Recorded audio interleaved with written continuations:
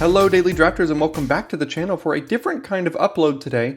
Very recently in the past day or two we were hit with a rebalancing of Alchemy Horizons Baldur's Gate.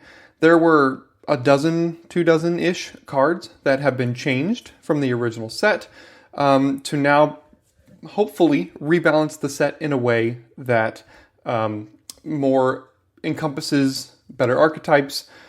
They buffed blue a little bit, they nerfed some of the white and black cards. So I just wanted to hop on here today and go over the cards and the changes with you in case you missed the announcement, so you're better prepared for the next time you hop in to an Alchemy Horizons Baldur's Gate draft. Alright, so the first card that they changed is Dragonborn Looter. The only difference is that previously it was a 2-mana 1/2 that can loot for 1. Now it is a 1-mana 1/2 that can loot for 1. Previously, I'm not sure I really ever put this in my deck other than 1 or 2 times, and same for my opponents. I would give it about a D+ previously. And now, I mean, it is better, but it doesn't really draw me into blue much more than I was already, so I gave it a C-. Next up is Pseudo Dragon Familiar, and the only difference between the old version and new version of this card is that now it has 2 toughness instead of 1 toughness. I don't really understand this change too much. I previously gave it a C-, and honestly, I really don't think this extra point of toughness really does much of anything to improve this card, so I'm going to keep it right at its C-. Next up is Water Weird. It's a 4-mana 3/4, and whenever it deals combat damage to a player, put a 1/1 counter on it if the top card of your library is a non-land. Otherwise, you may mill a card. The new version has another line of text where you can give it +1, -1 until end of turn for 2 mana. Again, this is blue, and blue is horrible. I kind of had this at a D+ or so. You could put it in your deck in a pinch if you were kind of short on blue playables. And, you know, adding this extra ability is upside, so I bumped it to a C-, but I'm really not drawn to blue anymore because of this new Water Weird. Next is Young Blue Dragon, and the only difference between the old version and new version of this card is they added a point of toughness. It is now a 3/4 flyer instead of a 3/3 flyer. This is a decent little change for this card. It was among the best blue commons before, possibly the best, and now it dodges Dragon's Fire, which is important. It can also block some of the 3 powered flyers in the format. So I previously had it at about a C. Again, blue's really not great, so you can't get much more than a C in blue. But I think the extra point of toughness does just enough to get it up to a C+ here now. Next is the biggest change here in this format. So we have You Come to a River, which was 2 mana for an instant. You can return target non-land permanent to its owner's hand, or target creature gets +1/+0 till end of turn and can't be blocked this turn. The new version now costs 3 mana, is a sorcery, and Fight the Current now says the owner of target non-land permanent puts it on the top or bottom of their library, and Find a Crossing has the same text. So this went from a bounce spell to a legitimate removal spell. Unfortunately, it was downgraded from instant to sorcery, and you have to pay an extra mana. But a 3 mana for the Fight the Current effect on this is actually a decent card, so I previously had it about D. I didn't really find any spots for this. But now I've got it at about a C. Next up is Kenku Artificer, and previously it was a 3-mana 1/1 that did irrelevant things, and now it's a 3-mana 1/3 that does irrelevant things. It was a D, currently is a D. Next is Val Eager Scholar, and the only thing they did to this one is they added a point of toughness on its front side and all of its back side. So the front side's a 2/1, or now it's a 2/2, and the back side's now a 3/3 instead of a 3/2. I mean, it was like an okay card before. You could put it in your blue deck if you needed to at a C-. I've got it at a C now for that extra point of toughness, but it doesn't really change all that much. Similarly, we have Allura Merry Thief. Same thing, they added a point of toughness on the front and back sides. Fronts are now a 3/3 instead of a 3/2. The backs are now a 4/4 instead of a 4/3. Same grades from Val. We've got a C- going to a C. That's really all it can really get from this extra point of toughness here. Next we have Goggles of Night, which previously was a 2-mana equipment that equips for 2, that whenever a equipped creature deals combat damage to a player, you scry 1, then draw. Now it equips for 1. Previously, I had literally never seen this on the battlefield, so I just gave it a straight up F for that reason. Obviously, Equip 1 is much different than Equip 2, but if you're behind, this card is still horrible. So, I mean, I'll upgrade it to a D+. I can see good decks for it, but I really don't think it's going to be that much of a format warper. And now for a couple of nerfs. We start with Guildsworn Prowler. Previously it was a 2-mana 2/1 Death Touch, and then if it dies, if it wasn't blocking, draw a card. They have changed it to a 1/1.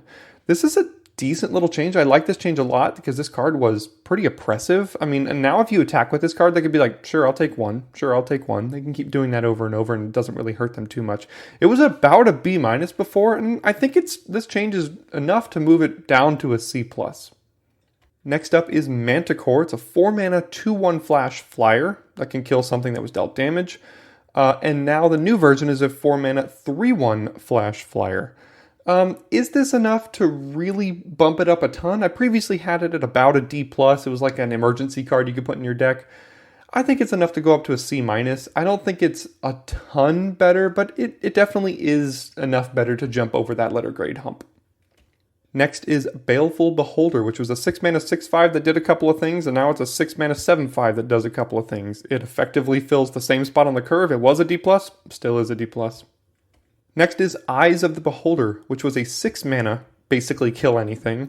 Now it costs 5 mana to kill anything. So I had this at D previously. I'm not sure I ever put this in a deck, and if you're really, really lacking for removal, you could. But at 5 mana, it's a decent removal spell. I mean, it's better than a couple of the red removal spells in this format. So I think for it going from a D all the way to a C is fair. Next we have Sigil of Miracle, and I won't even read it because all they did was change it from 3 mana to 2 mana, but the grade was an F. Still's an F. Next is Young Red Dragon, which was a 4-mana 3/2 flyer that can't block. Now it's a 4-mana 3/1 flyer that can block. I don't know if this change improves this card. My guess says that it does, but the problem is Pilgrim's Eye nerfs this card hard. The only thing is now it can block a couple of other flyers in the format, which is kind of important, I guess. I had it at about a C-. I'll go ahead and upgrade it to a C for now the fact that it can block, but I don't know if that's really that relevant necessarily. Next up is Dragonborn Immolator, which is a 4-mana 2/4 that you can pay 2 to give it +1/+0, and then it kind of gave you a boon once it dies. Now it's a 4-mana 2/4 you can pay 3 to give it +2/+0. It's better in some situations, worse in others. It just kind of net neutral. I had it at a D+, we'll just keep it at a D+ here. Next is Circle of the Land Druid, which is a 2-mana 1/1. You can mill 4 cards, and when it dies, return a land from your graveyard to your hand. The only thing changed now is that it's a 2/1. This is a pretty significant change. Previously, the 1/1 body wasn't really doing much for you, but now a 2/1 body can threaten to trade with some of their 2-drops.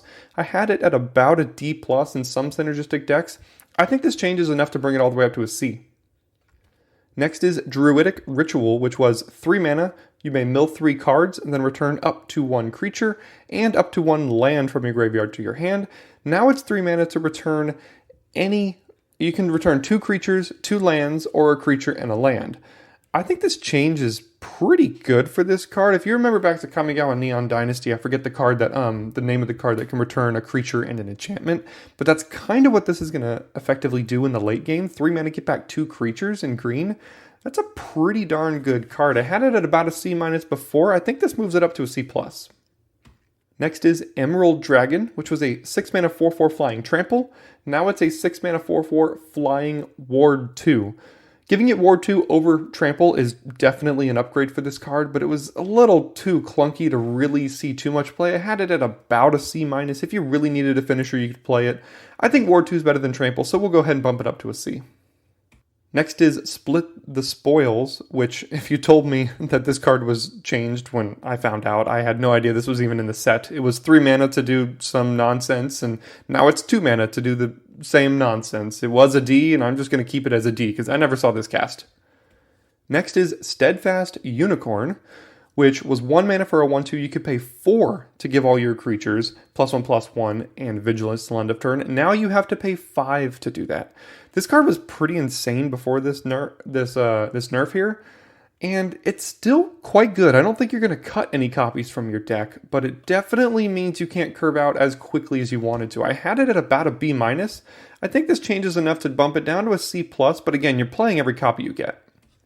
Next is what arguably is the best common in the set in Blessed Hippogriff, a 4-mana 2/3 flyer. Its adventure cost 1 mana to give something indestructible. Now it costs 2 mana to give something indestructible. This card was about a B before, and obviously it is worse now, but I don't know how much worse. 2 is a lot more than 1. In fact, it's twice as much as 1.